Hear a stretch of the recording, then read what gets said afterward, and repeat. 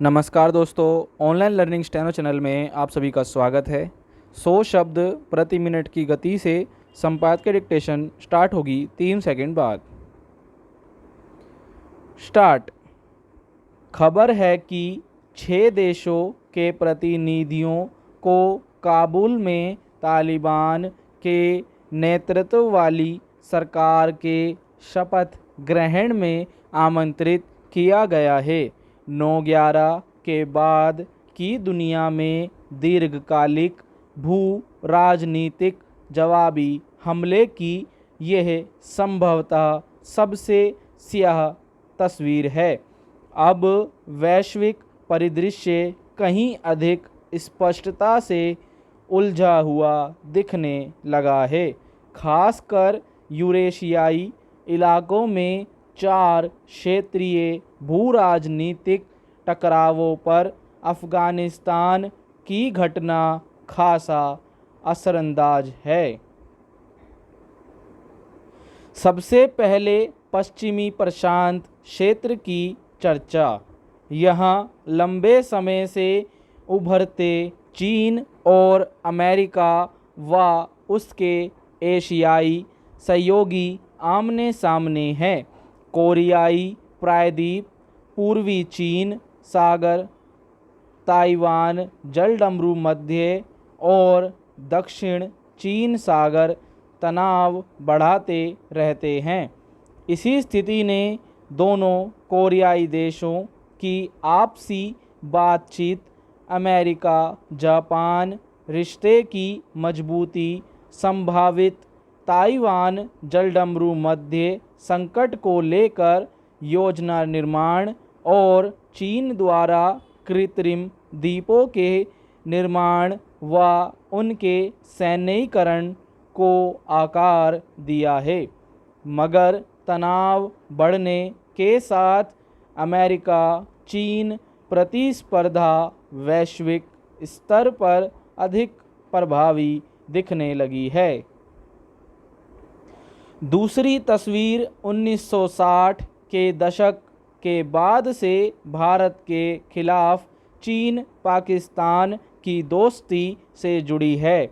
लेकिन जैसे जैसे शक्ति संतुलन में बदलाव आया, ये टकराव विवादित सीमाओं तक सिमटा नहीं रहा, बल्कि अधिक व्यापक हो गया। इसने क्षेत्रीय संस्थागत सहयोग और आर्थिक रिश्ते को प्रभावित करना शुरू कर दिया है। अफ़गानिस्तान, म्यांमार, शेष दक्षिण एशिया और हिंद महासागर के विकास को भी इसने प्रभावित किया है। तीसरी तस्वीर पश्चिम एशिया की है, जहां सऊदी अरब, ईरान, इजराइल, यूएई, तुर्की व कतर का जटिल गठजोड़ है। गल्फ कोऑपरेशन कौंसिल का 2017 में कतर का बहिष्कार अब्राहम समझौते के साथ जुड़ा हुआ है, पर इन बदलावों का सबसे अहम असर अभी दिखना बाकी है, जो इस खित्ते में सियासी इस्लाम की भूमिका से ज़्यादा जुड़ा है, जो मिस्र, लीबिया, सीरिया व फ़लस्तीन में विभिन्न रूपों में आमने सामने है। इन विभाजनों को सांप्रदायिक अलगाव भी कहा जा सकता है, जो अमूमन ईरान की विशेषता है।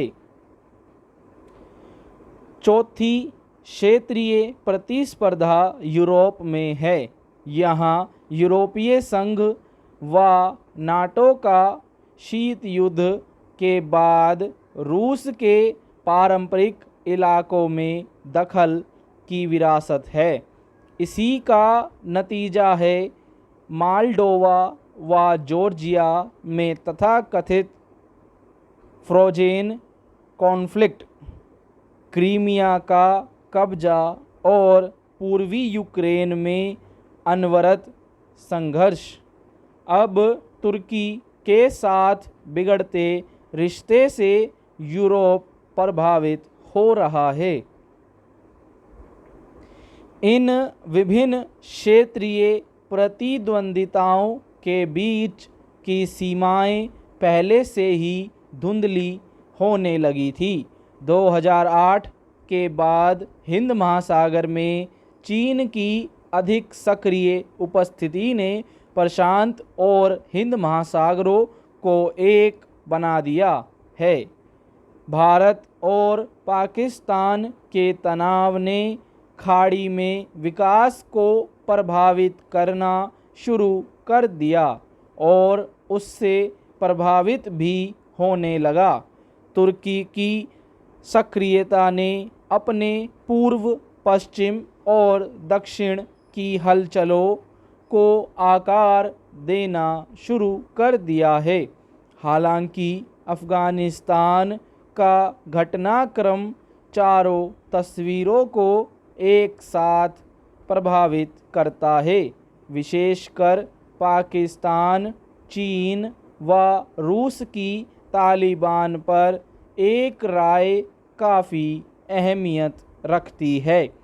वैसे अफ़गानिस्तान में तालिबानी शासन, भारत के खिलाफ आतंकवाद, यूरोप में शरणार्थियों की आमद, पश्चिम एशिया में इस्लामी शासन की मांग और अपना वैश्विक प्रभाव बढ़ाने के लिए चीन और अमेरिका के टकराव को तेज कर सकता है।